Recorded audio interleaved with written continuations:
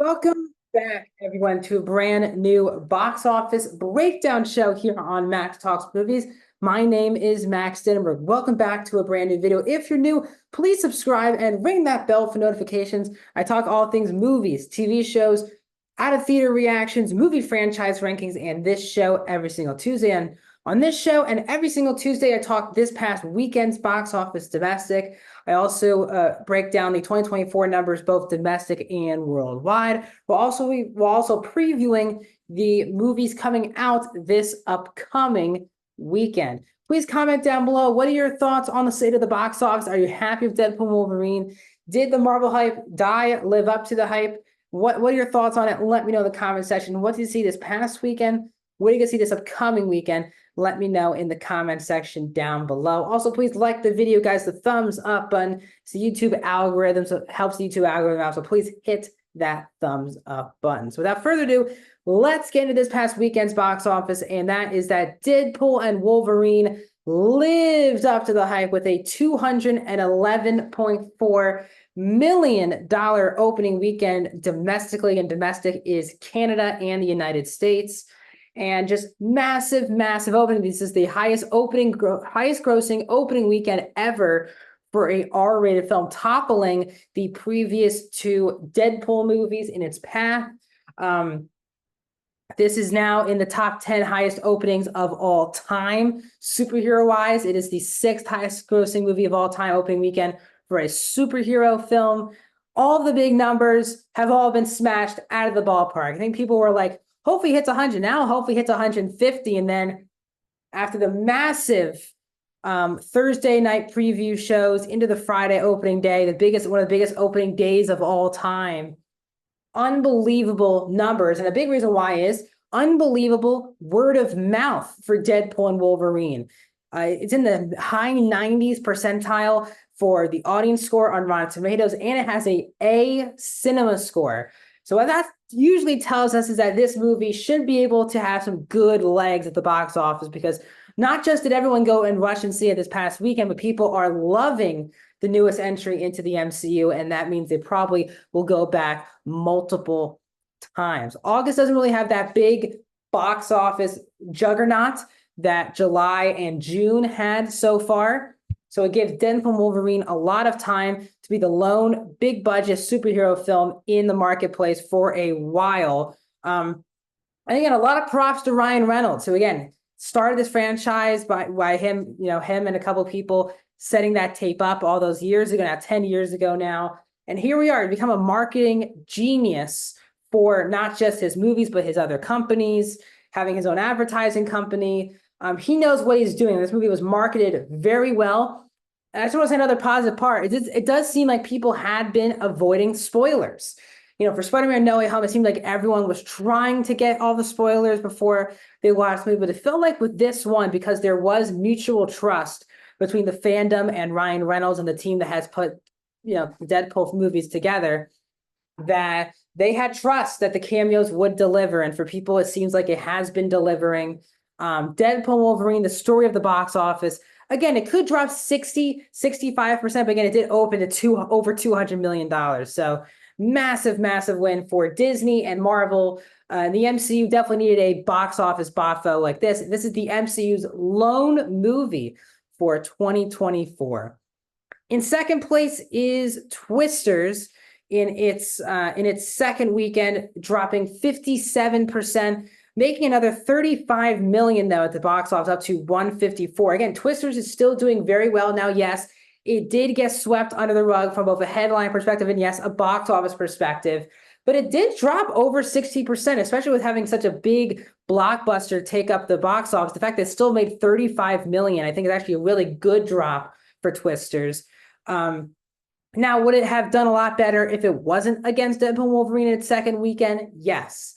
I do believe that Twisters would be a bigger box office success if it didn't come out the week before Deadpool and Wolverine. But still, as I said, there's not many massive blockbusters hitting the theaters anytime soon. So Deadpool, Wolverine, and Twisters should benefit. Now, the issue also for Twisters, not just did it go up against Deadpool and Wolverine, but it lost all premium screens. IMAX, 3D, all those type of screens, all to Deadpool and Wolverine. So, and that is because shown that that's been a big box office juggernaut of people seeing movies, not just in the regular format. So Twisters coming in at number 2. This is also from Universal. Also from Universal at number 3 is Despicable Me 4 in its 4th weekend, dropping 40%. Still made another 14.5 million this past weekend, up to 291 domestic. Again, great numbers for Despicable Me 4. It's not going to reach the heights of the 2 Minions movies and Despicable Me 3. But still, this franchise is still printing out money. Another Minions movie has already been announced that they are making, that's coming out in 2 years. So this franchise is still living and breathing strong for Universal and Illumination. Inside Out 2 is in 4th place in its 7th weekend. Only a 33% drop, another 8.6 million for Inside Out 2. Up to 613 million domestic. We've talked all enough about Inside Out 2, but still 7 weekends in, still collecting that money. And wrapping up the top 5 is Longlegs, still in the top 5 in its 3rd weekend from Neon, only dropping 43%, 6.7 million and 58.6 million domestically. You can just tell the horror genre is still a massive force in Hollywood, and yet it's not making $500 million. But when there's superhero movies coming out or massive blockbusters, horror films have always been the perfect counter programming for those other films. And that's what Trap is this weekend. And that has what Longlegs has been to Twisters and Deadpool and Wolverine and the family films that have been coming out. And Longlegs has benefited from great marketing, Nicolas Cage in the movie, and people just wanted to see what the hell this movie was. And I'm really happy because I do love this movie. And I'm happy that an original movie with no IP has been hanging around in the top 5. It's the only non-IP in the top 7 domestically, and it's in the top 5. So massive win for Hollywood and the horror genre. What we look at so far this year domestically, Inside Out 2 is still the movie to beat, 613.7 million just in the United States and Canada. That's a number 1. Despicable Me 4 overtakes Dune Part 2 at the box office now, 291 domestic for Despicable Me 4, 282 for Dune Part 2, and then Deadpool Wolverine getting to number 4. So now we have 4 movies this year over $200 million.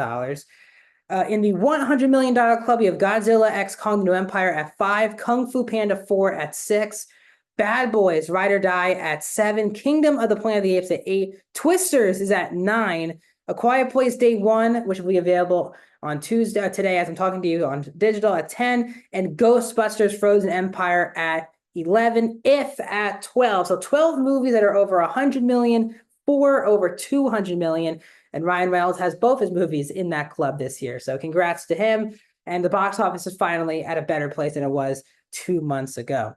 When we look at the worldwide numbers, Inside Out 2 is the biggest movie of the year still, $1.5 billion. It is 800 million up on Dune Part 2 for the number 2 slot. So Inside Out 2 is sitting pretty to be, at the end of the year, the biggest movie of the year. 613 domestic, 892 internationally. Again, the domestic is the United States and Canada. The international is the outside of those 2 places. The worldwide box office is when you combine those 2.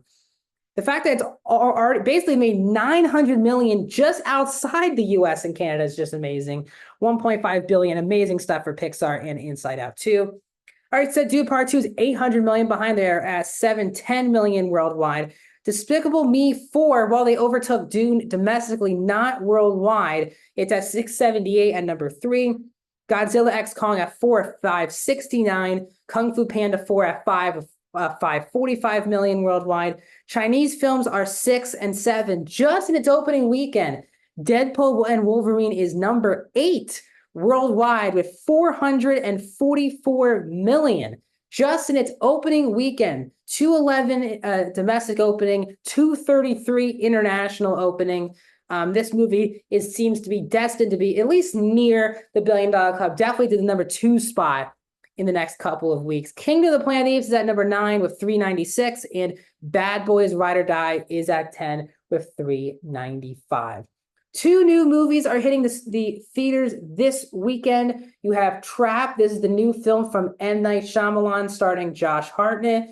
No press is seeing this movie unless you're interviewing the filmmakers. So there's no press screenings at all for Trap. So it will be all based on word of mouth, how this movie is going to be doing and the buzz for it. But it's been very well marketed so far. And also another kids' movie is entering the box office with Harold and the Purple Crayon. That's starring Zachary Levi and Lil Rel. That movie's coming out as well this Friday. Because it is the month of August, we also like to preview the entire month of August for you guys, as we like to start the month and give you a look ahead. So those are 2 movies hitting theaters this weekend. The following weekend is August 9th.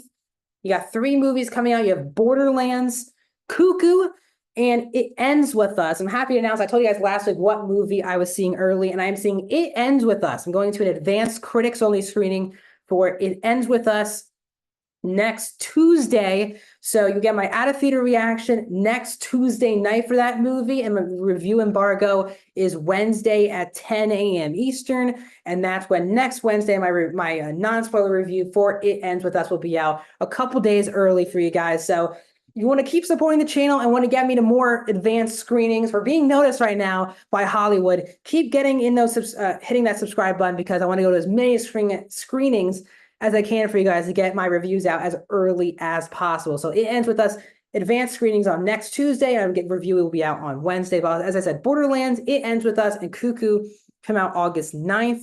Coming out August 16th is Alien Romulus, which seems to be the big movie that it will be coming out in the month of August. And then August 23rd, you have 2 big movies. You have The Crow remake starring Bill Skarsgård, and you have Blink Twice, the new film from director Zoe Kravitz starring Channing Tatum and a big ensemble. And that is the entire month of August, the last month really of the summer. Let me know your thoughts in the comments, and I'll see you guys soon.